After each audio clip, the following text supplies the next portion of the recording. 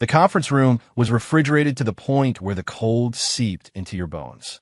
On the massive projection screen, a dense flow of charts and data glowed with a sleep-inducing green light, like a stagnant, lifeless pond. The air was a mix of printer ink, expensive perfume, and a faint, almost invisible thread of tension, a tightly wound string ready to snap with a piercing shriek.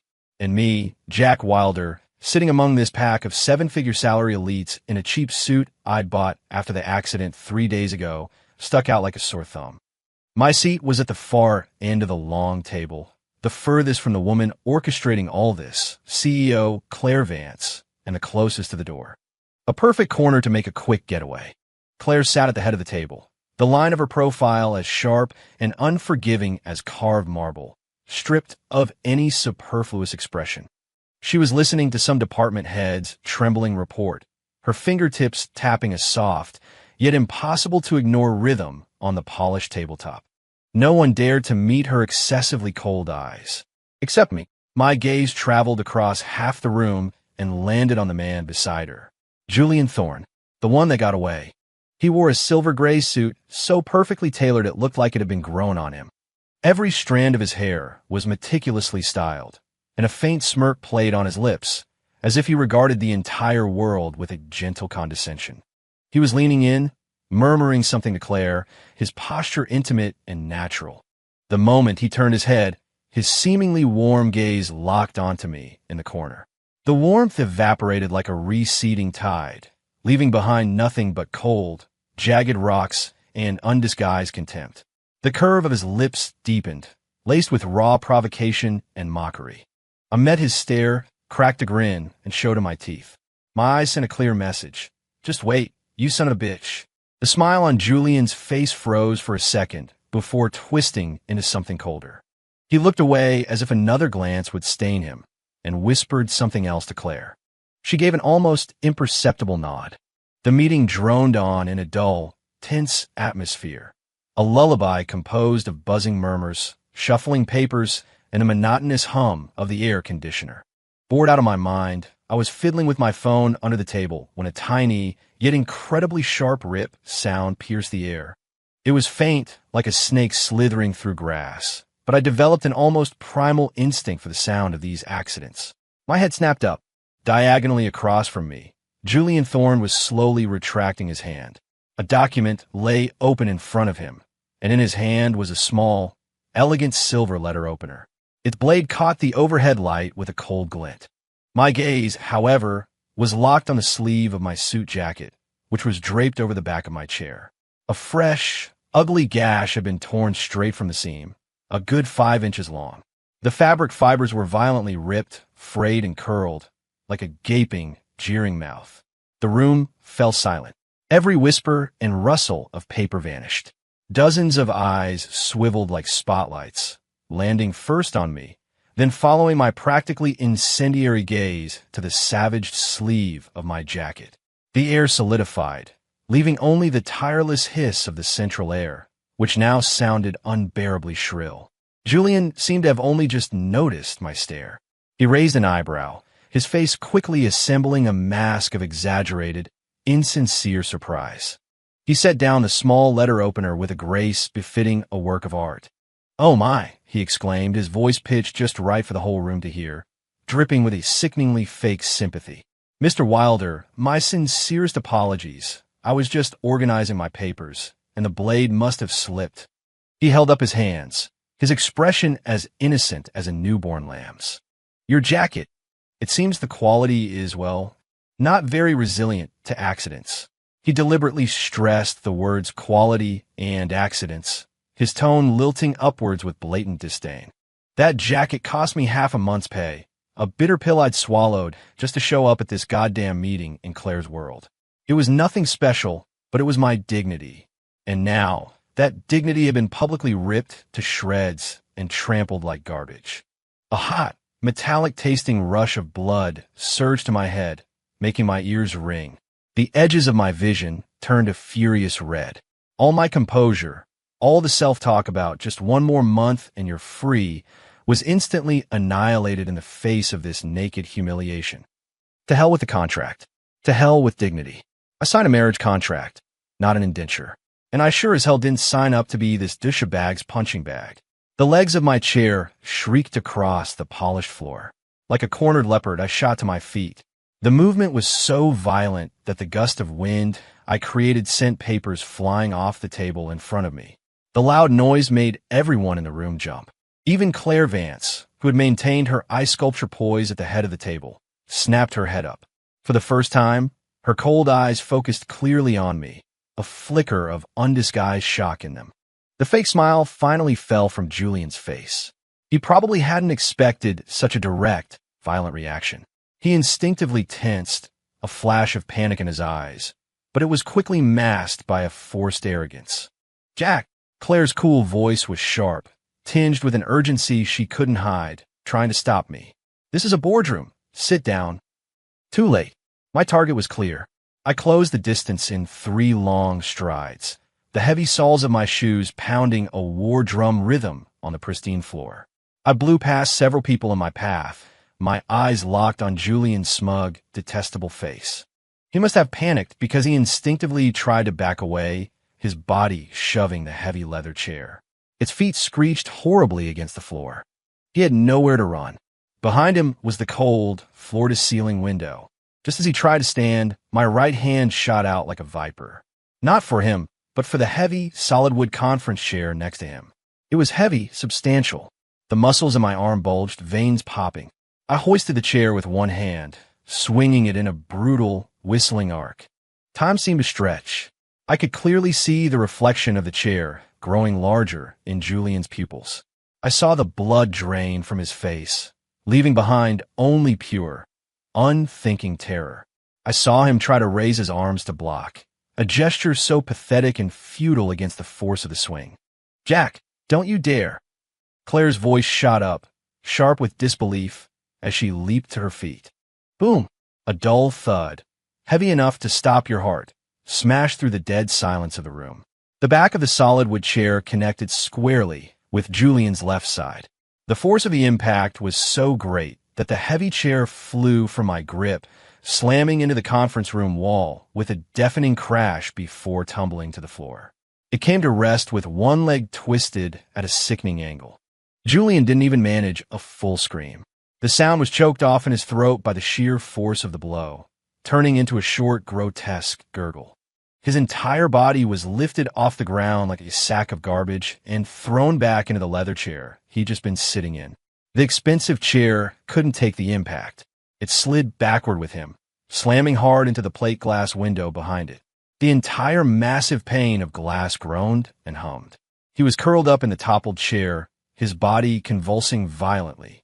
His face was a mask of pure agony, pale as if he'd been dredged in lime, and cold sweat instantly beaded on his forehead, running down his temples. He clutched his left side, his body coiled like a cooked shrimp. He made ragged, gasping sounds, each breath accompanied by a violent tremor and a pained groan, as if he might pass out at any second. Bright red blood began to seep through the fingers clutching his side, slowly staining the immaculate silver-gray fabric of his $1,000 suit like a hideous, blooming flower. The entire boardroom was dead silent. You could hear a pin drop. Dozens of pairs of eyes were wide, practically bulging from their sockets. Mouths hung open, big enough to fit an egg. The air had turned to cement. The only sound were Julian's suppressed, broken moans and hissing gasps for air, like a broken accordion grating on everyone's nerves. Claire was frozen in place, one hand still braced on the table from when she had stood up. Her eternally glacial face now had a massive crack running through it. Shock, disbelief, astonishment. A storm of complex, violent emotions churned in her cold eyes, threatening to spill over. She stared at the crumpled form of Julian. Then her gaze shot to me, her lips parting slightly, but no words came out. She looked at me as if I were a complete stranger, a monster that had just crawled out of hell. I stood my ground, my chest heaving. That one burst of rage had taken a lot out of me. I shook out my wrist, which was tingling from the force of the swing. Without sparing a glance for the whimpering Julian on the floor, my eyes shot across the frozen crowd and locked onto Claire's colorless face. "Claire, the contract didn't say I had to sit here like an asshole and let someone take a knife to my clothes, did it?" My voice wasn't loud, but it was like an ice-coated blade, slicing through the dead air with a cruel calm. My gaze flicked to the small silver letter opener on the floor, then to the glaring rip in my own jacket sleeve, before finally settling back on Claire's eyes. "Next time," I said, cracking a smile that was anything but friendly, enunciating every word. "He tries to pull a stunt like that. I promise you it won't be a chair. That fire axe in the corner looks pretty handy, too." I paused, my eyes drifting meaningfully to the bright red fire safety cabinet in the corner of the room. Time rewound to 1 month ago. The air in Claire's luxurious penthouse apartment was thick with the rich aroma of freshly ground artisanal coffee. Sunlight poured through the massive floor-to-ceiling windows, spilling across the immaculate Italian marble floors, so polished you could see your reflection. Claire and I, husband and wife in name only, occupied opposite ends of the living room, a demilitarized zone between us. She, in a silk robe, elegantly flipped through a financial journal, the rustle of the pages conveying a cold distance. I was slumped on the sofa, the glow of my phone illuminating my face, the game sound effects turned up to full blast. This bizarre cohabitation was held together by a $3 million prenuptial agreement and a treaty of non-interference. 3 years. 1 month left to go. I got out of the Marines 3 years ago. The little money I had for my service went straight to the family of a buddy who didn't make it back. I figured I could make it on my own, but then my dad got sick. That's when I met Claire. She offered a deal, a contract marriage. She'd cover the medical bills, and after 3 years, she'd give me another $3 million. Now, I was just running out the clock. $3 million was more than enough to buy the auto shop I had my eye on and get the hell away from this pretentious upper-crust world for good. The doorbell rang, shattering the fragile peace like an alarm. Claire set down her magazine, her face impassive. She got up to answer it. I didn't even look up, my fingers flying across the screen, guiding my character to slay another monster. "Claire," a man's voice, artificially high and full of a kind of theatrical surprise, echoed from the foyer. It was like a rusty saw cutting through the apartment's atmosphere. My thumb slipped. My character let out a pained cry and died. "TSK." I glanced up. A man stood in the doorway, tall and trim, dressed in expensive casual wear, his hair perfectly coiffed. His face wore an impeccable, calculatedly warm smile. He was holding a massive bouquet of Ecuadorian roses, so red they looked like a clot of congealed blood. It was Julian Thorne, Claire's legendary "one that got away," who'd been studying abroad. Claire was visibly taken aback for a moment. A complex emotion flickered in her cold eyes, too fast to catch, like a dark current moving under a sheet of ice. But the flicker was quickly frozen over again. She didn't take the flowers, just stepped aside. Her tone was as flat as if she were commenting on the weather. "Julian, when did you get back?" "Just landed. I haven't even adjusted to the time zone. I couldn't wait to see you." Julian's voice was cloyingly intimate. His gaze shot past Claire and landed squarely on me.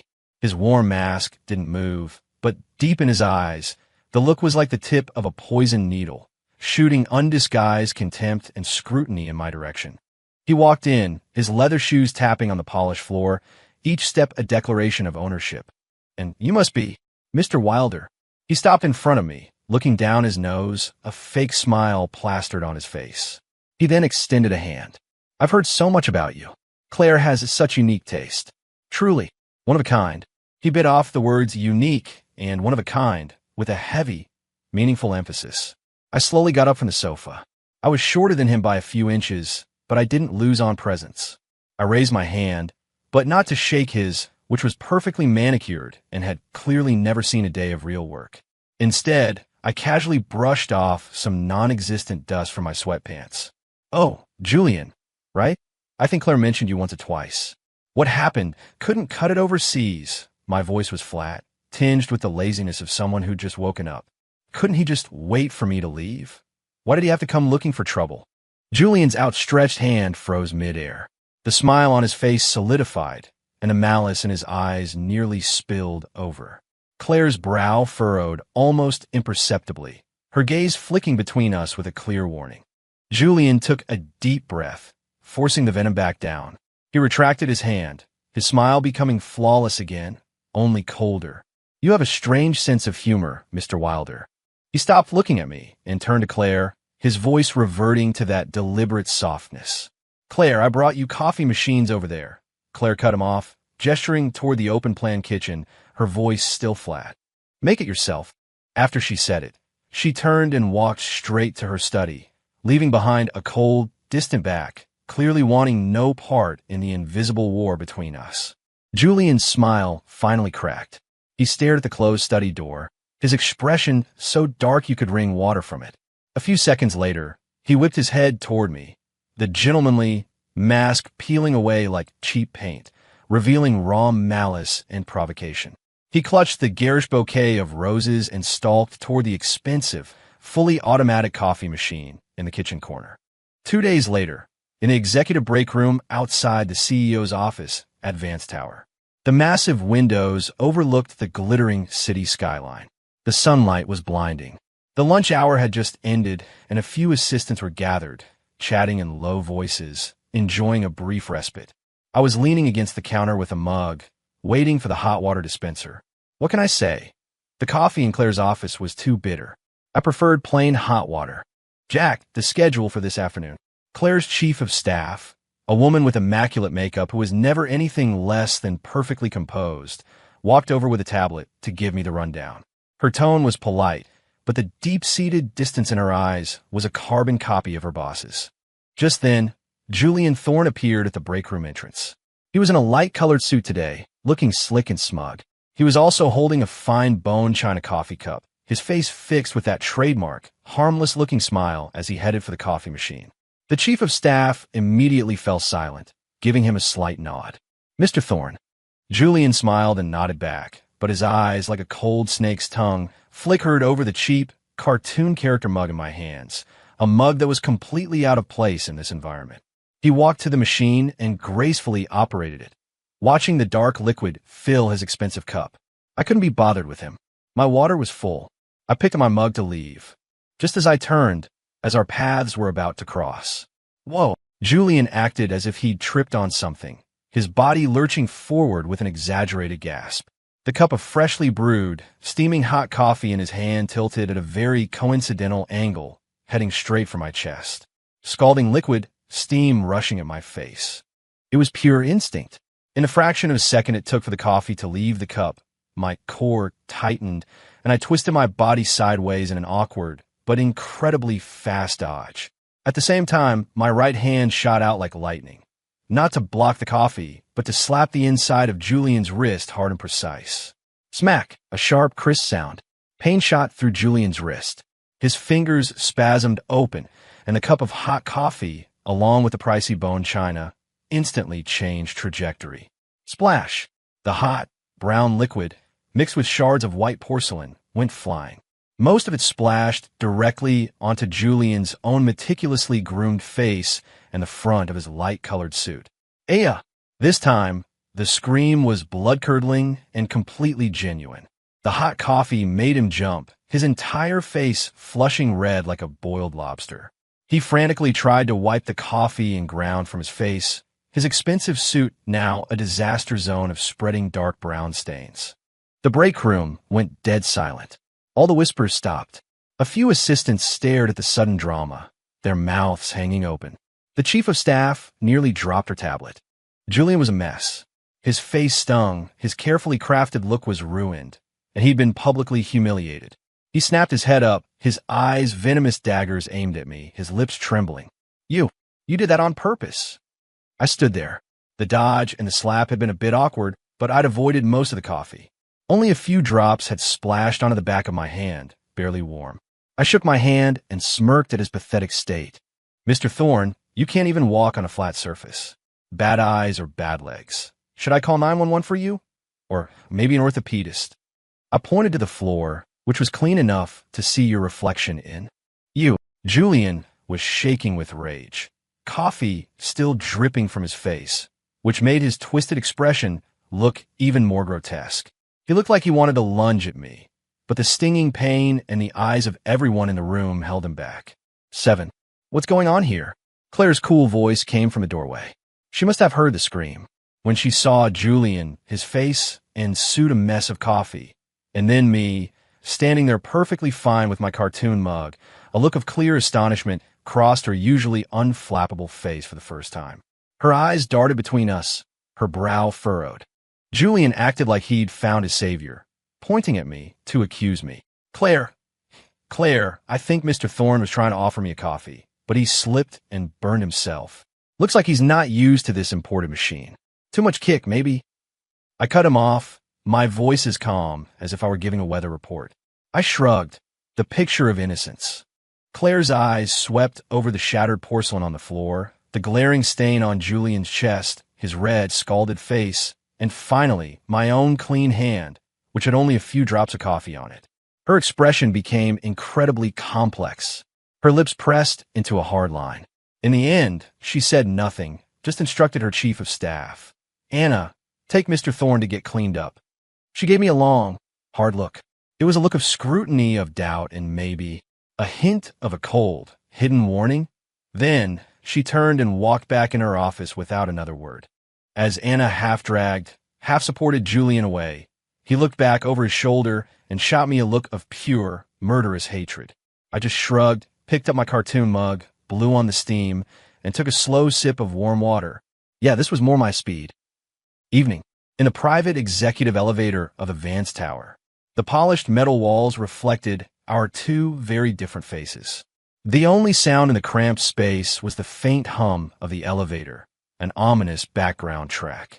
Julian stood in the corner, far away from me. He'd changed into a new suit. The burn on his face had been treated, but you could still see an unnatural redness. He kept his body turned away, as if he didn't want me to see his pathetic profile.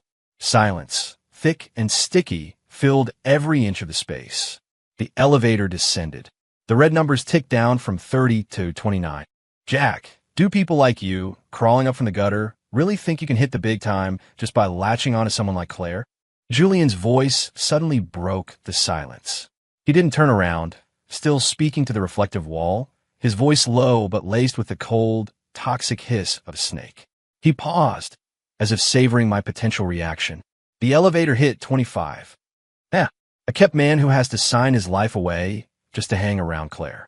A guy who can only drink coffee out of a cheap piece of crap like that. People like you reek of poverty and desperation to your very bones. Right now, Claire just pities you. Or maybe she's just using you to fend off some unwanted attention. Once she gets bored, or once he let out a contemptuous chuckle, full of smug superiority. His voice dropped even lower, taking on the tone of a vicious curse. Every word was a shard of poisoned ice hurled at me. Once she comes back to me, what do you think you'll be thrown out like the piece of trash you are?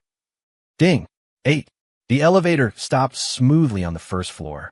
The metal doors slid open silently, and the bright lights of the lobby flooded in. The very instant the doors were fully open, I moved. No warning, no battle cry. My body was like a bowstring, tensed and suddenly released. Pivoting on my left foot, the motion was ghostly fast, driven by the brutal, honed power of a predator. My right arm was like a steel whip, locking precisely over his shoulder blade. My left hand shot down, grabbing his belt. I dropped my center of gravity, and my back and core unleashed a terrifying burst of power. Julian didn't even have time to gasp. He was airborne, the world spinning around him. His vision became a chaotic blur of the polished elevator ceiling, the cold metal walls, the bright lobby lights. Everything twisting and stretching. Thud! A sickeningly dull impact. Julian's meticulously curated body, like a heavy bag of cement, was slammed onto the hard, cold marble floor outside the elevator in a clean, brutal, over-the-shoulder throw. The sound was heavy, solid, with the gut-wrenching quality of bone hitting stone. Time seemed to freeze.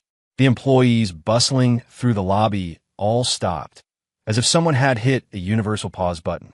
Footsteps ceased. Conversations died. Dozens of eyes, like searchlights, locked onto the crumpled figure at the elevator entrance. Julian was splayed on the ground like a flattened frog, his limbs twisted at unnatural angles. The blood had drained from his face, leaving it a dead, ashen color. Cold sweat popped out on his forehead. His mouth was open, but no sound came out, only a broken, ragged gasping from his throat. After several seconds, a suppressed, high-pitched scream of agony finally tore from his lungs. My back, my arm. He tried to curl up, but the slightest movement sent waves of excruciating pain through his left shoulder and back, making him convulse, and his screams turned even more shrill. I stood in the elevator, looking down at him. I rolled my wrists and shoulders. It had been a powerful move, but it felt good.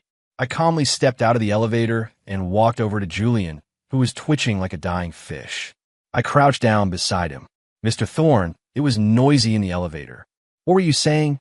I couldn't hear you. My voice was quiet, but in the dead silent lobby, it boomed like thunder, carrying a near-cruel calm. I leaned closer to his pain-twisted face, a cold smile playing on my lips, and lowered my voice so only he could hear. Next time you run your mouth, make sure your bones are strong enough to back it up. Julian's vision was going dark from the pain. Cold sweat soaked his expensive suit. He stared at me, his eyes filled with absolute agony and hatred, his lips trembling. He couldn't form a single word, only pain moans. What happened, Nine? Claire's sharp, urgent voice cut through the crowd. She must have heard the commotion and rushed over. When she pushed through the onlookers and saw Julian writhing on the floor, a pathetic, screaming mess, and then me, crouched beside him looking completely unruffled, her perpetually calm face registered a second, massive, undeniable shock. Her pupils constricted. Her gaze darted back and forth between me and Julian on the floor, finally locking onto me. Her expression was a complex storm, astonishment, disbelief, and even a flicker of fiercely suppressed, cold fury. Jack, what did you do? Her voice was a little shrill, a tremor in it she probably didn't even notice. I stood up, brushing off imaginary dust from my pants. I met her scrutinizing gaze head on. Claire, I think Mr. Thorne wanted to spar a little. A friendly contest. I pointed to the mirror-like floor. Unfortunately, he lost his footing. Slip. I paused, looking at Julian's agonized face, and added, it was a pretty bad fall. From the sound of it, he probably fractured something. I'd recommend getting him to a hospital. Don't want to set wrong. Claire's chest rose and fell sharply. She looked at Julian's miserable state, then back at my it-wasn't-me expression. Finally, she took a deep breath and barked at the security guards and assistants who had rushed over. What are you standing around for? Call an ambulance. Her eyes landed on my face again, her gaze as deep and cold as a winter lake, carrying an unprecedented level of scrutiny and warning. She didn't question me further, but the silent pressure was heavier than any reprimand. Back to the present. The boardroom was filled with a tangible silence. Julian was curled in the toppled leather chair, his body trembling, each twitch accompanied by a pained gasp. He clutched his left side, sweat and tears plastering his hair at his face. His lips trembled, but he could only manage broken, choked sounds like a fish gasping for air on dry land. The faint smell of blood mixed with the scent of expensive leather and printer ink, creating a bizarre, nauseating odor. Everyone in the room was petrified. Dozens of eyes were nailed to me, a mixture of horror, fear, and disbelief threatening to tear me apart. Someone unconsciously covered their mouth. Someone else stumbled back against a wall with a muffled thud. Claire stood there, a frozen statue. The knuckles of the hand she used to brace herself on the table were white from the pressure. Her stunning, ice-cold face was now fractured beyond repair. Shock, astonishment, and even a trace of bewilderment? The storm in her deep, all-knowing eyes finally calmed into a heavy, repressed tempest. Her gaze lingered on my face for a full 5 seconds, sharp as a scalpel, as if trying to dissect me to see what I was made of. Then, her eyes slowly moved to the whimpering Julian, to the glaring bloodstain. Her brow tightened. Jackie. Her voice finally broke this suffocating silence. It was no longer calm and cool, but trembled with a fiercely controlled, icy rage. Claire, everyone saw it. He started it. I cut her off flatly. My voice wasn't loud, but it was perfectly clear, carrying an almost shameless frankness. 10. I held up my arm, showing the ugly gash in my suit sleeve to everyone. My eyes flicked to the small silver weapon on the floor. In broad daylight, in a boardroom, he takes a blade to a colleague's clothing. What do you call that? Destruction of property. Assault. I paused, glancing at the moaning figure of Julian, and a cold smirk touched my lips. I was just defending myself. In the heat of the moment, I grabbed the first thing I could to block him. Who knew he was so fragile? Defending yourself? You. Claire's voice rose, sharp with repressed fury. She had probably never witnessed such a brazen, self-righteous definition of self-defense. Ms. Vance, her chief of staff, Anna, rushed in, her face pale, her voice on the verge of tears, clearly alerted by the commotion. The paramedics, they're downstairs, Mr. Thorne. Claire took a deep, shuddering breath, forcing her emotions down. She gave me one last complex look, a look that contained a cold warning, incredulous scrutiny, and a hint of profound exhaustion. She turned away from me and addressed the security guards at the door, her voice regaining its usual hardness, though laced with an underlying tension. Get him downstairs, carefully, to the hospital now, and notify his father. The guards, as if granted a pardon, scrambled to carefully extract Julian from the chair. Every slight movement sent a fresh wave of pig-like squeals from him, setting everyone's teeth on edge. His hateful eyes found me through the gaps in the crowd, his lips moving silently. I could make out the words, "You're dead." I just shrugged and even gave him what could pass for a friendly smile. What a joke. My contract was to play the role of her husband for 3 years. Even though most people in the company knew it was a sham, to the outside world, I was legally her husband. If I got into real trouble, she'd be more nervous than I was. 3 days later, the underground parking garage. Pale fluorescent lights cast a cold glow on the expansive concrete space. The air was a stale mix of gasoline, rubber, and dust. I had just wriggled out from under an old, beat-up sedan I was working on, my hands covered in black grease. The car was a piece of junk, a real pain in the ass to fix, but I was almost done. My own ride, an equally battered but heavily modified old Jeep, was parked nearby. The roar of an engine grew closer, an arrogant bellow that shattered the garage's quiet. A sleek, all-black Porsche 911 shot around the corner like a shadow, carrying an air of aggressive entitlement. It didn't slow down, like an enraged bull, aimed straight for my Jeep, right where I just opened the driver's side door. The speed was insane. The distance was closing fast. This was no accident. He was aiming to do some serious damage. In a split second, my pupils contracted. My body reacted before my brain could process. I kicked off my right foot, launching myself sideways in a diving roll, a blur of motion. Screech! A deafening shriek of metal on metal, accompanied by a sickening, tearing sound, assaulted my ears. 11. The right side of the Porsche 911's front end had brutally scraped along the driver's side door of my Jeep. The Jeep's weathered door instantly buckled inward, the window exploding in a shower of glass that rained down like hail. The car alarm began to wail, a shrill cry piercing the dead air of the garage. The offending Porsche then executed an arrogant fishtail, its tires screaming against the concrete, and came to a neat stop a few yards away. The window lowered slowly, revealing Julian's face. His left side was still wrapped in a thick brace. His face was pale from pain and blood loss, but his eyes were unnaturally bright, burning with a crazed, vengeful glee. He leaned back in the driver's seat, looking at me with open provocation as I climbed to my feet. A vicious smile spread across his face. Well, if it isn't Jack the mechanic. Fixing up some junk? Whoops, my bad. New car. Not used to the acceleration. Accidentally clipped your scrap heap. His voice was hoarse from his injury, but it was dripping with intentional mockery. He drew out the words scrap heap, his eyes lingering on the Jeep's mangled door with utter contempt.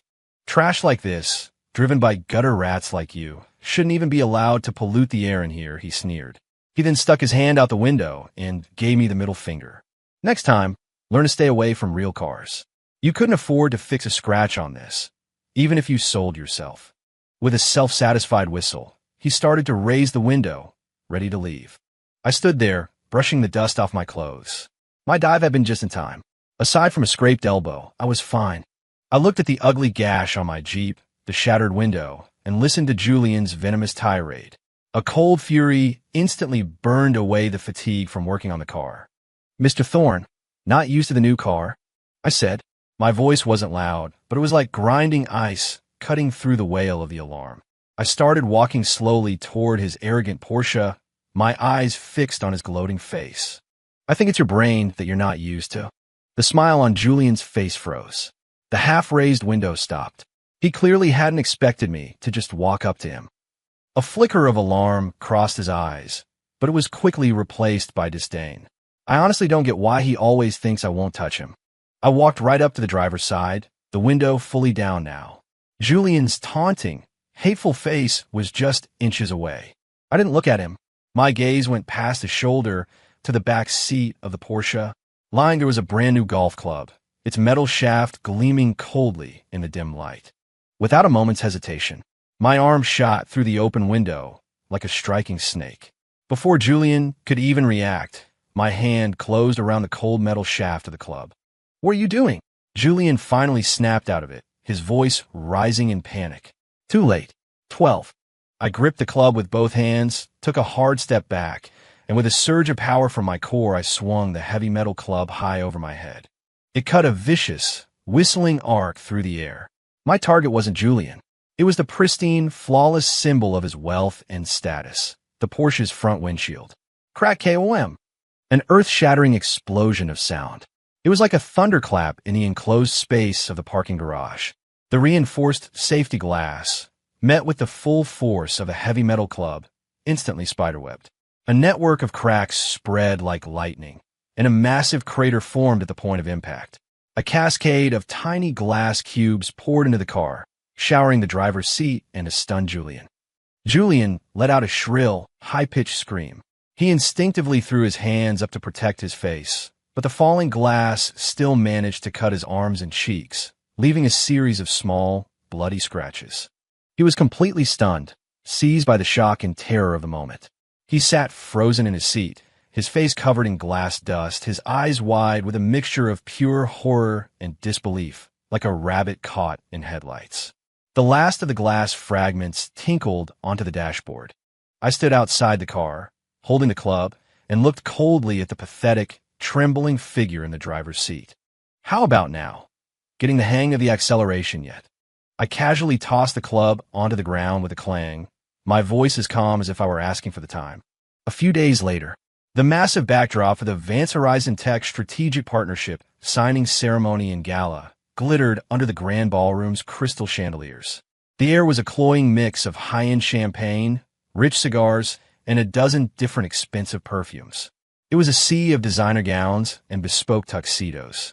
The titans of industry held their glasses, their faces adorned with practiced, polite smiles, murmuring to each other as they wove their invisible networks of power and influence.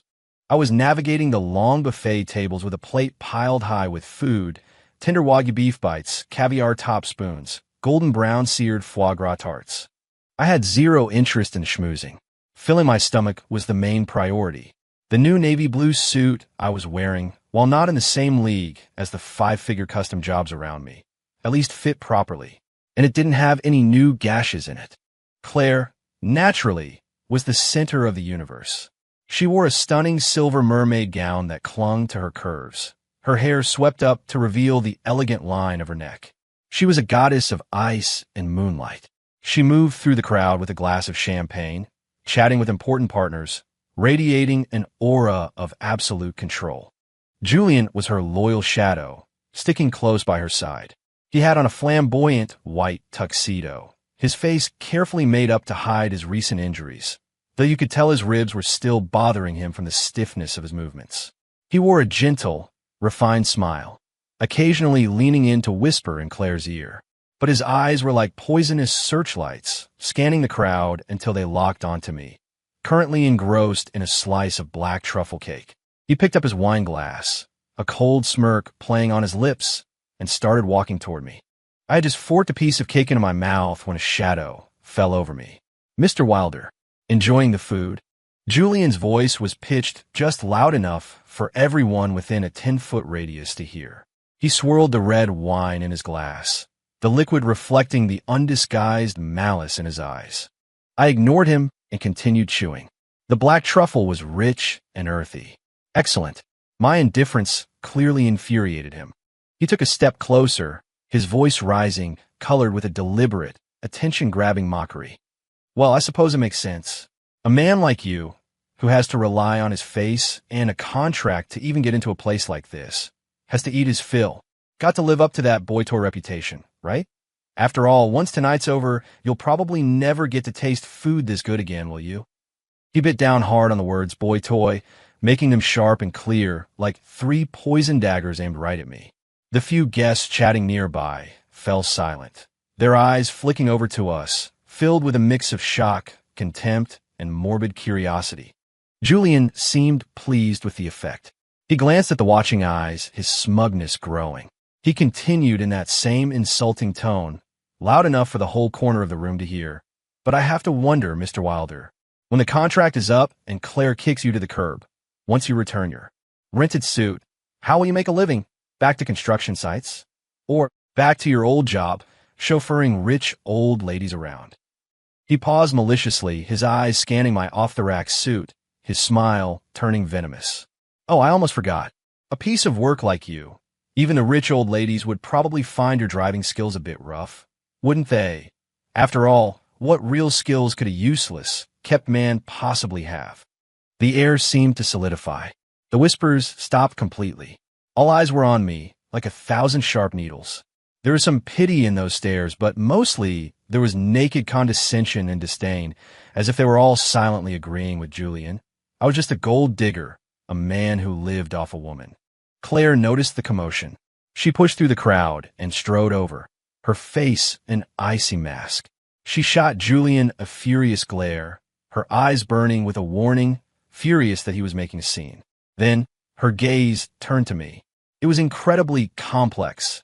Anger, helplessness, and even a fleeting, barely perceptible flicker of concern. But it was quickly buried under a deeper layer of ice. She stood between us, facing Julian, her voice tight with rage. Julian, you've had too much to drink. Shut up. But to Julian, her intervention felt like she was taking my side, a confirmation of his victory. The triumphant look on his face became even more blatant. He ignored her warning and mouthed 2 silent words at me. Use. Less. The instant Claire's words left her mouth, I moved. No shouting, no wasted motion. Under the astonished gaze of everyone in the room, under Claire's warning and slightly panicked eyes, my hand shot out. Fast, precise, vicious, like a hawk diving for its prey. My fingers, like steel talons, clamped down on the crisp lapels of Julian's white tuxedo jacket, and I yanked him forward. The sudden force caught Julian completely off guard. The smug look on his face twisted into panic. He stumbled forward, the wine glass flying from his hand and shattering on the floor with a pop, the red liquid splashing like blood. He opened his mouth to protest, horrified, but it was too late. My other hand snatched a freshly opened, nearly full bottle of Bordeaux from the nearby table. The heavy glass was cool in my palm. The muscles in my arm bunched. Power exploded from my core, surging through my shoulder and down my arm. I brought the heavy wine bottle up, tilted it downward.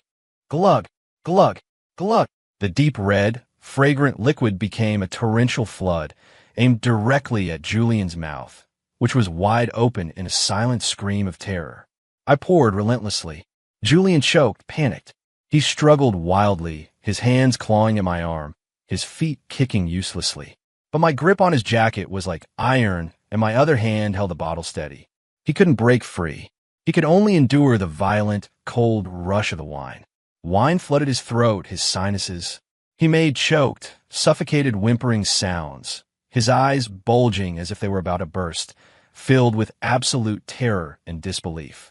The front of his expensive white tuxedo was instantly soaked with a dark, spreading stain. Wine ran down his chin, his neck, soaking the shirt underneath, leaving him looking like he'd been doused in paint. The entire ballroom went completely, utterly silent. Tom had stopped. All conversation, all clinking glasses, all music, vanished. The only sound were the gurgling of wine being forced down a throat and Julian's desperate, drowning whimpers. Everyone was stunned into paralysis by the raw, brutal, and completely unimaginable scene. Jaws dropped, eyes widened, hands holding champagne flutes froze midair, and smiles curdled on their faces. Claire stood right there, so close she could see the fine spray of wine. She was completely frozen. Her face, always so composed and in control, was now a mask of pure, indescribable shock. Her pupils were dilated to their absolute limit, reflecting the insane scene playing out before her. Her mouth was slightly agape. She had forgotten to breathe. Her expression was that of someone witnessing a satanic ritual, a look of horror, confusion, and the blankness of someone whose entire worldview has just been shattered. She looked like she wanted to intervene, but her body was nailed to the spot. I didn't stop until the heavy bottle of Bordeaux was empty. Thump! I dropped the empty bottle on the thick carpet. Then I let go of Julian's jacket. Ugh! Cough, cough, cough! Blech! Like a puppet with its strings cut, Julian collapsed. His knees hit the carpet with a soft thud. He clutched at his own throat, his body convulsing, and erupted in a series of gut-wrenching coughs and violent, retching heaves. A foul mixture of dark red wine and stomach bile spewed from his mouth and nose, splattering all over the expensive carpet beneath him. He curled up on the floor like a crushed insect, reduced to nothing but painful spasms and pathetic, messy vomiting. His flamboyant white tuxedo was now no better than a dirty rag. The sharp, sour stench of alcohol and vomit filled the air. I stood over him, shaking a few drops of wine from my hand. I looked down at the inhuman, miserable wreck on the floor, my voice as calm as if I were asking a waiter for a napkin. So, are we sober now? At this point, I was just praying for the contract to end. Not for the money anymore, but because I was starting to worry about Julian. I honestly didn't know if his pea-sized brain could handle another encounter with me without getting permanently scrambled. The top-floor CEO's office. Outside the massive floor-to-ceiling window, the city lights flowed like a river of stars. Inside, only a single floor lamp in the corner was lit, its dim yellow light making the vast space feel even emptier and deeper. Claire sat behind her large desk, her back to the window, her silhouette almost merging with the cold, glittering cityscape. The light only caught one side of her face, the lines drawn tight, as hard and unyielding as marble. A document lay open in front of her, but she clearly wasn't reading it. Her fingers tapped an unconscious rhythm on the desk. Tap, tap, tap.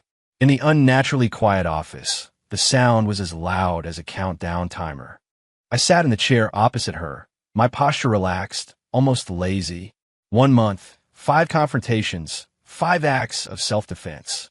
Each one had tiptoed the line of the law and our contract, though Claire probably pulled some strings, and each one had cost Julian dearly, while shredding the nerves of the Ice Queen CEO. Now it was finally over. This is yours. Claire finally spoke, her voice like it had been steeped in ice water, devoid of any emotion. She slid a thin check across the desk. It glided to a stop in front of me, the motion sharp, as if she were desperate to be rid of it. The check had a faint, cold sheen in the dim light. I glanced down at it. $5 million. $2 million more than the $3 million specified in the contract. I raised an eyebrow, but said nothing. I just looked up at her. In the dimness, her expression was unreadable, her eyes like a deep, bottomless pool. There was no anger, no questions, not even a ripple of emotion. Just a profound, indescribable exhaustion, and a kind of relief, the distant air of someone who has finally shed a heavy burden. The extra $2 million is compensation for your additional services over the last 3 years, Claire said, her gaze seeming to pass right through me, landing on some point in the empty space beyond. Her voice was still cold. Additional services? Did she mean being her human shield, or beating her precious one that got away to within an inch of his life? Or both? I smirked. I wasn't about to question it. Only an idiot turns down free money. I picked up the light, yet heavy, piece of paper and held it up to the lamp, checking the watermark with the practiced ease of someone inspecting an invoice at a garage. Looks legit. With a flick of my wrist, the check vanished into my inner jacket pocket. Generous of you. It's been a pleasure. I stood up, the motion clean and final, without a hint of sentimentality. The legs of the chair made a faint scraping sound on the floor. 16. I turned and walked toward the door, my steps steady, without a moment's hesitation. 3 years of a marriage, A $5 million contract, all settled in the cold light of a single lamp and an even colder silence. Behind me, dead silence. Just as my hand was about to touch the heavy, solid wood doorknob that symbolized our separation, Claire's voice came again, very soft, like a feather drifting onto a frozen lake, carrying a complex, faint tremor she probably wasn't even aware of. "Jack!" I paused but didn't turn around. "Take care." A brief silence filled the vast office. Under the dim light, the air seemed to hang still for a moment. Still facing away from her, my shoulders relaxed almost imperceptibly. I reached into my pocket, pulled out my old, scuffed-up phone, and my thumb tapped out a quick message. A soft beep confirmed it was sent. Only then did I turn around, a smirk on my face that was definitely not gentle, maybe even a little cocky. I held up my phone toward the shadowed figure behind the desk. "Thanks, Claire. Don't miss me too much." My voice was as light and easy as if I just closed a small-time deal. Without waiting for a reaction, I pulled open the heavy door and walked out, not looking back.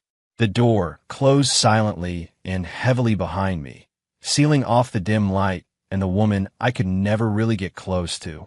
Outside the door was the brightly lit, but equally cold, corporate hallway. My phone screen was still on, showing the sent message. Recipient, Claire Vance. The message was just 3 words: "Don't miss me." My finger hovered over the screen for a second. My expression was flat, just a pure, settled indifference. Then my finger came down decisively, landing on the delete button. "Delete contact Claire Vance?" "Confirm." The screen flickered. The name, and the number I knew by heart, vanished from my contacts as if they had never existed. The elevator descended, the numbers flashing by. I walked out of the towering, ice-cold skyscraper that was the Vance Tower, and the chill of the late autumn night hit me, carrying the city's unique smell of noise and dust. I pulled the collar of my worn-out jacket tighter, reached inside, and patted the pocket with the check, feeling its solid, reassuring weight. I didn't look back at the monument of wealth and confinement. I hailed a cab. "Hey, man," I said, sliding into the back seat and giving him an address. "Old neighborhood. The Astoria Night Market." The car merged into the river of traffic. The neon lights of the city streaked past the window, casting flickering patterns on my face. I leaned back and closed my eyes. 17. $5 million. More than enough startup capital for the garage. I go and sign the lease on that spot tomorrow. I even had a name picked out, Wilder's Garage. Simple. I liked it. My phone buzzed in my pocket. Not a call. A text alert. I frowned and pulled it out. The screen lit up. A strange, unsaved number was sitting in my notifications. The message was extremely short, just 2 words. "Take care." Sent just a few minutes ago. My eyes rested on those 2 words for a second. My thumb gently brushed the cold screen.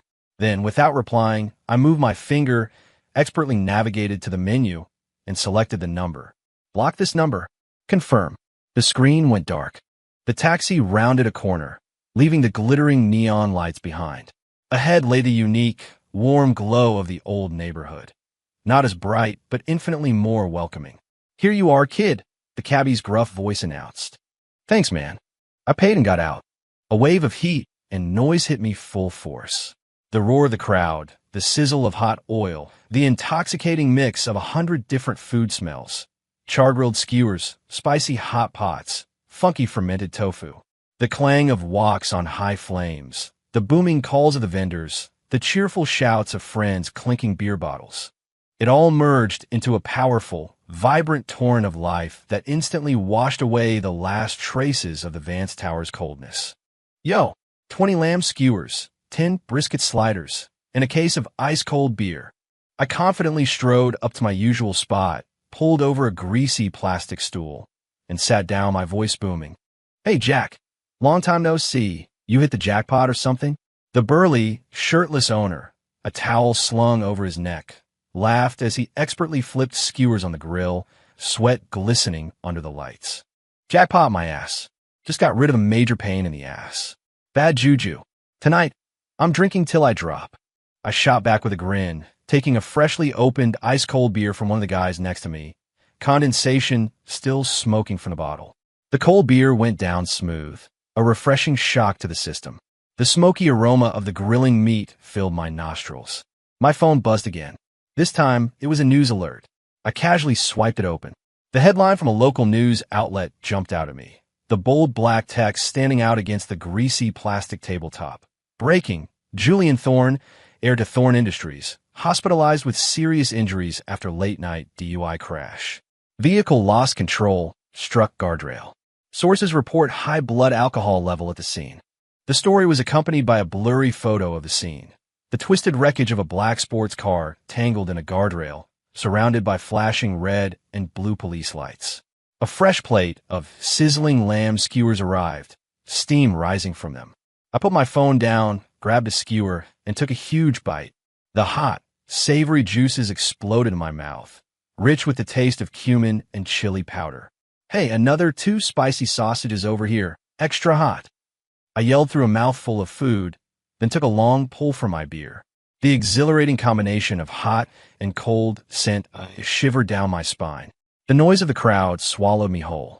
The clinking of bottles, the raucous laughter, the sizzle of meat on charcoal. It was the real, raw, messy sound of being alive. As for Julian Thorne, lying in hospital. As for the ice-cold Claire Vance. As for that take care text. They could all go to hell.